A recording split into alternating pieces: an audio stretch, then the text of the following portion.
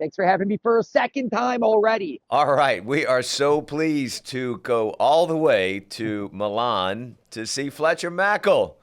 Fletcher, how you doing?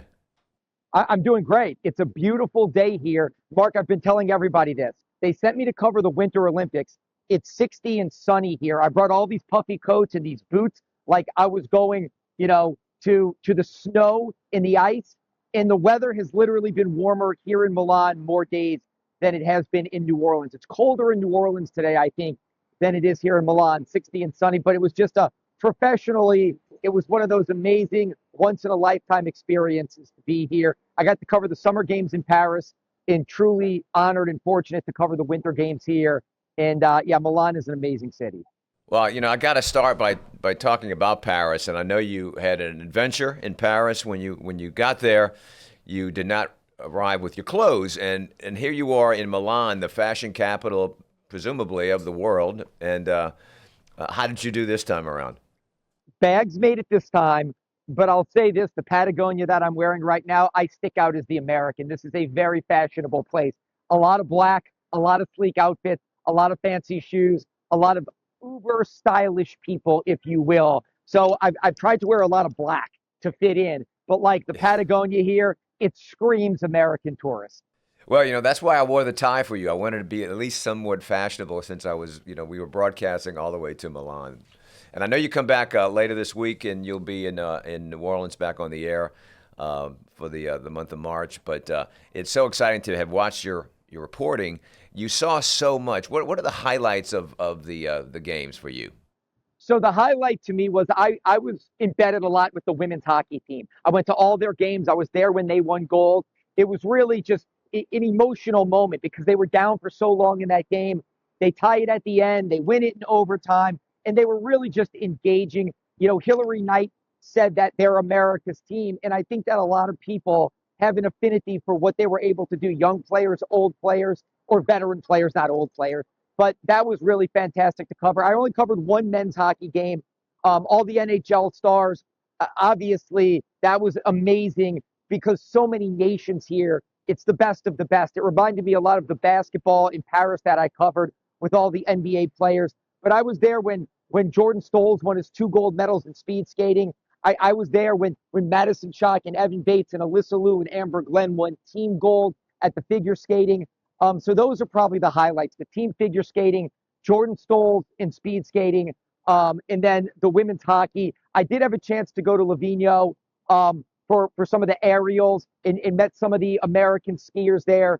That won aerials and delivered yet another gold medal. Realize this is the most gold medals that Team USA has ever won at the Winter Olympics. Prior to this, it was 10 gold medals at the 2002 games in Salt Lake City. They won 12 gold medals here in Milan. That's the most gold for Team USA at the Winter Games. And I was fortunate enough to be there for a lot of it. It was great. Also, too, just for your viewers, just the perspective, these were the most unique games in the history of the Winter Olympics. It was all northern Italy. It says Milan Cortina, but 6 different cities hosted events.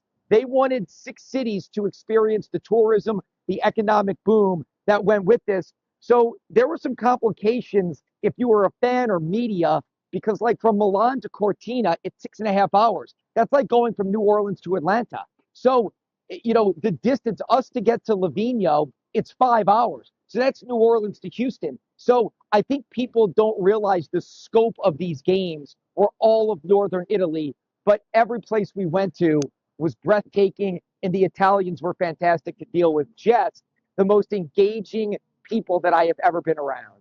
You would not have known that logistical issue while watching the games. It looked like everything was so compact, but I think that says a lot about the Olympic Committee that pulled this together and how they presented Italy to the rest of the world. It came across so beautifully.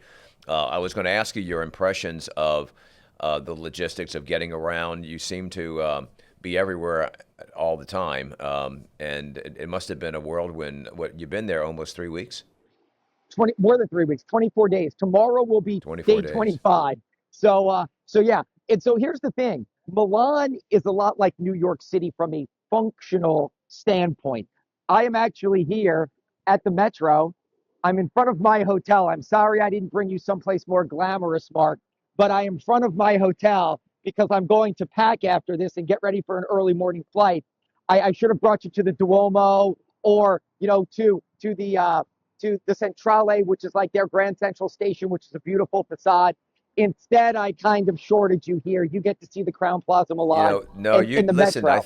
You presented a lot of the Vista while over the last three plus But I'll weeks. say this, getting around here is like getting around New York City. Riding the subways is basically how we got everywhere. That shuttle buses in traffic was a problem. So I feel like I have become a master of the Milan Metro. But I would say it's a lot like if New York City hosted these games and they had events at Madison Square Garden and Yankee Stadium in different events throughout the island of Manhattan.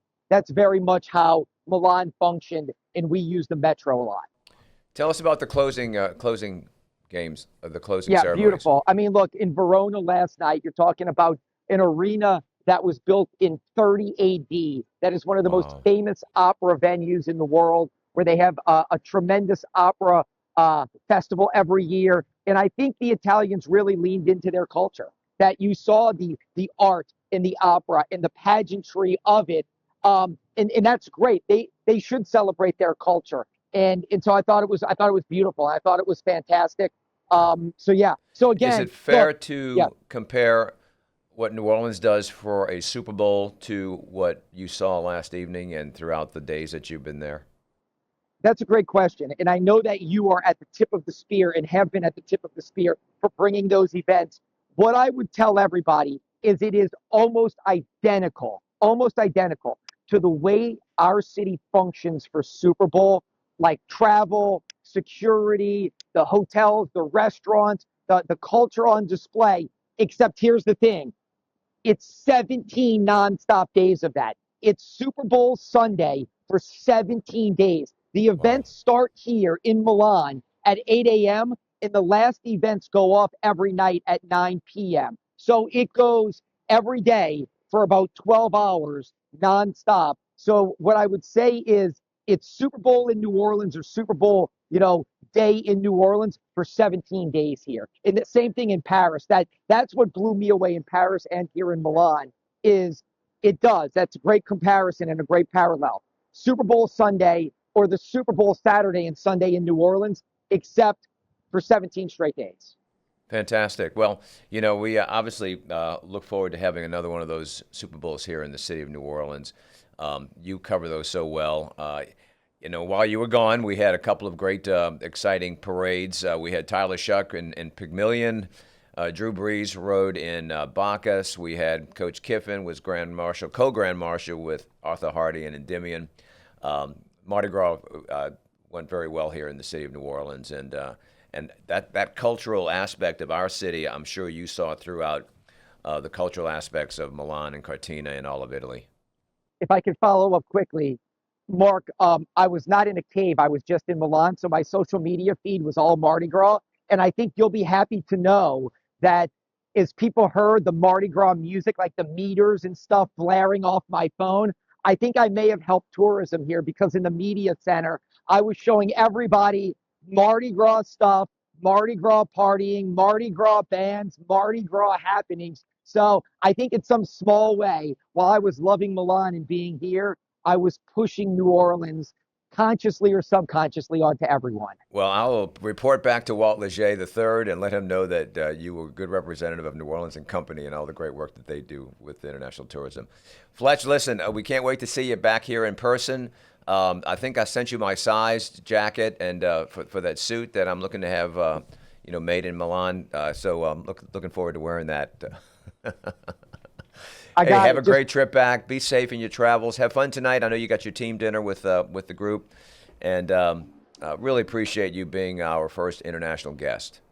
No, I appreciate being here anytime. Thank you for what you do, and the show's been great so far. Thanks for having me for a second time already. I know, man. You're a two-timer. Let's make it like that Saturday Night Live series where you can be, having a club.